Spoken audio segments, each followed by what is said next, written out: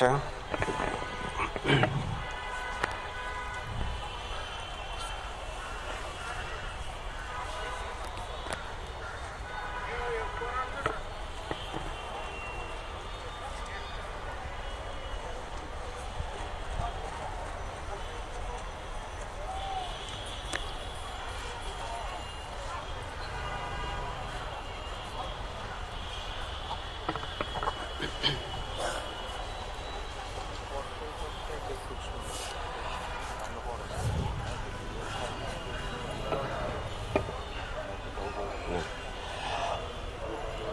আমি ঘোষণাপত্র পাঠ করছি। আমাদের জাতীয় কবিতা উৎসব 2026-এর ঘোষণাপত্র।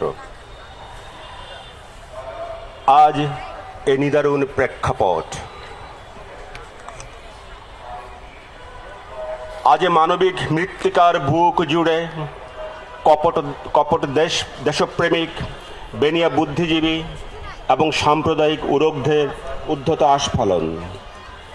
আজ উর্বর পলির দেশ ঊষর বালিয়াড়ির খোলসে আবদ্ধ স্বর্গলোভী উট পাখির অনায়াস বিচরণ ভূমি। ওদের মুখোশের রং বারবার বদলায় বোধ ও বিবেকে, চেতনা ও ঐতিহ্যে, ফসল ও ফলনে, কবিতা ও কথনে, খবর ও খাদ্যে।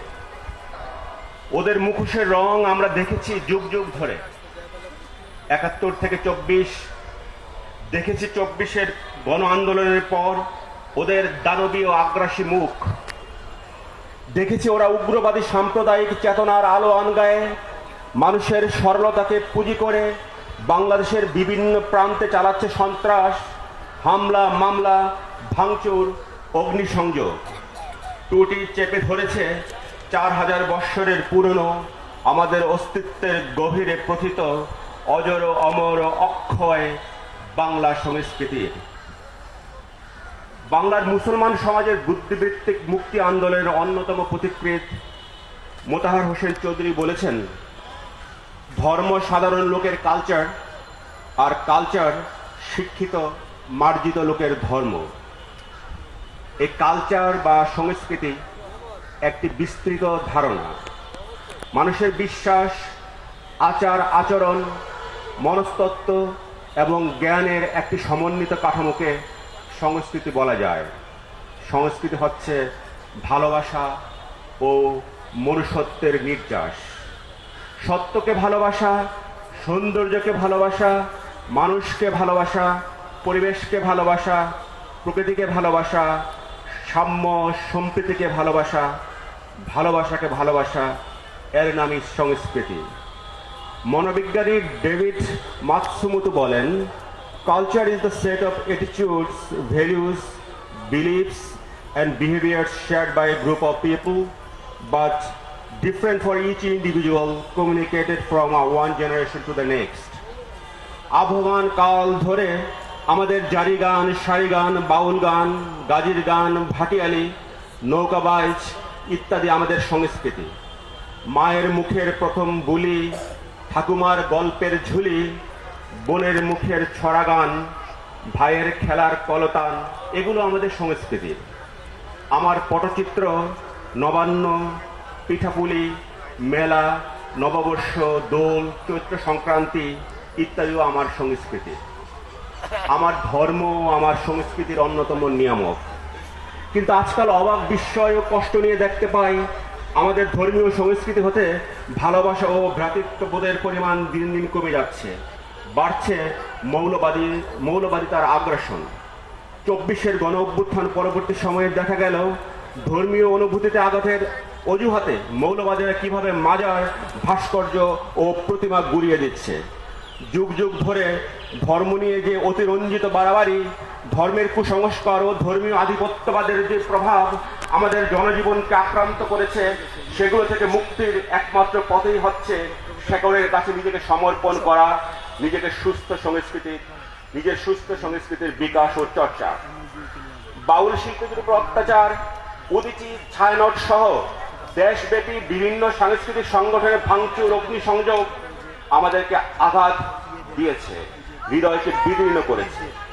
ধর্মীয় সহাবস্থান, সাম্প্রদায়িক সম্প্রীতি ও সাংস্কৃতিক বৈচিত্র্য বিরোধী শক্তির ক্রমবর্ধমান বিকাশ, ধর্মান্ধতা ও সংখ্যাগুরুতান্ত্রিক অসহিষ্ণুতা আমাদেরকে আতঙ্কিত করেছে, চিন্তিত করেছে। এ দুঃসহ পরিবেশে শিল্পীরা আত্মগোপনে যাচ্ছেন। পালাগান ও মাজার ভিত্তিক সাংস্কৃতিক ধারার অনেকে তাদের কার্যক্রম সংকুচিত করতে বাধ্য হচ্ছেন এবং বৈচিত্র্যময় লোকসংস্কৃতির অনুশীলন এখন ভীতি সংস্কৃতির মুখে পড়েছে। বিশ্ববিদ্যালয়ের শিক্ষক শিক্ষার্থীর সংস্কৃতি অনুশীলন ও চর্চার স্বাধীনতা নিয়ে তারা সংশয়ে ভুগছেন। আজ কবিদের উপর, বাউল, লালন, লোকসঙ্গীত শিল্পীদের উপর আঘাত করে সমাজের বৈচিত্র্য, সাম্য ও মানবতাবাদী সংস্কৃতিকে ধ্বংসের চেষ্টা চলছে। উগ্রবাদী গোষ্ঠী যেন সাংস্কৃতিক বৈচিত্র্য ও মানবতাবাদী চেতনাকে নিশানা করে যুদ্ধ ঘোষণা করেছে। এই সাংস্কৃতিক আগ্রাসনের বিরুদ্ধে আমাদের রুখে দাঁড়াতে হবে। আমরা আহত, আমরা আশাহত, আমরা মর্মাহত। আমরা ধৈর্য ধরেছি, অপেক্ষা করেছি, কিন্তু দিন শেষে থামেনি ওরা। জাগেনি মানবতা, উচ্চকিত হয়নি সাম্য সম্প্রীতি, প্রশমিত হয়নি উগ্রবাদ। কিন্তু আমাদের ধৈর্য আমাদের দুর্বলতা নয়। শেকড়ের টানে নিজের পূর্বপুরুষের সংস্কৃতিকে রক্ষা করতে দ্রোহের উত্তাল অগ্নিকুণ্ড বুকে নিয়ে এখন সময় এসেছে প্রতিবাদের, সময় এসেছে প্রতিরোধের।